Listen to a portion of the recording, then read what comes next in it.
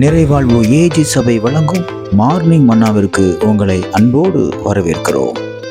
கர்த்தருடைய பரிசுத்த நாமம் மகிமைப்படுவதாக. இந்த நாளிலே உங்களை சந்திப்பதிலே மிகுந்த சந்தோஷம். எனக்கு அன்பான தேவ பிள்ளைகளே, அநேக இடத்துல நீங்க ரொம்ப வெக்கப்பட்டு தலகுனிஞ்சு போயிட்டீங்களா?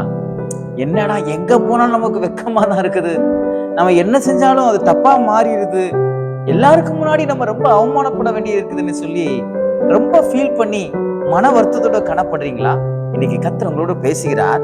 ஏசாயா எழுதின தீர்க்கதரிசன புத்தகம் 29ஆம் அதிகாரம் 22வது வசனத்துடைய கடைசி பகுதி இப்படியாக சொல்கிறது, இனி யாக்கோபு வெட்கப்படுவது இல்லை, இனி அவன் முகம் செத்து போவதும் இல்லை. எவ்வளவு அருமையான வார்த்தை பார்த்தீங்களா? இன்னைக்கு கர்த்தர் உங்களோட பேசுகிறாரு. இனி நீங்க வெட்கப்பட மாட்டீங்க. ஆமா, விசுவாசிக்கிறீங்களா? இதுவரைக்கும் நீங்க வெட்கப்பட்டிருக்கலாம். பாருங்க, யாக்கோபு அவனுடைய மாமனாருக்கு முன்னாடி ரொம்ப வெட்கப்பட்டான். வெட்கப்பட பண்ணாங்க. அப்படி இவனுக்கு ஒரு மனைவியை பேசினாங்க, ஒரு மனைவியை கொடுக்கலான்னு சொல்லி மாமனார் தீர்மானம் பண்ணாரு.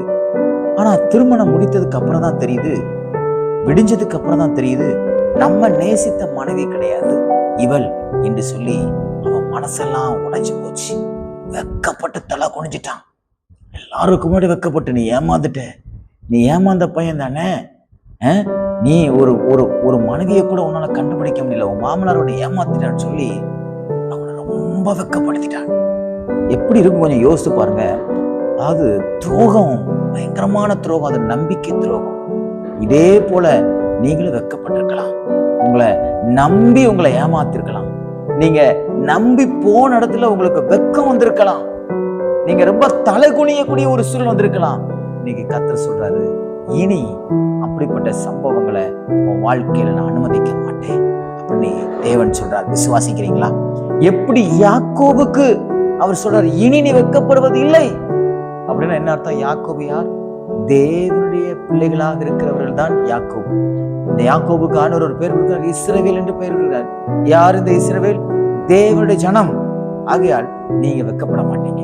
இனி உங்க வாழ்க்கையில எங்கெல்லாம் நீங்க வெட்கப்பட்டு தலை குனிந்து நின்னீங்களோ, அழுது புலம்பிக் கொண்டு நின்னீங்களோ, அந்த இடத்துல இருந்து கர்த்தர் உங்களை தூக்கி வெட்கத்துக்கு பதிலாக இரட்டத்தனையா நன்மையை தருவார்.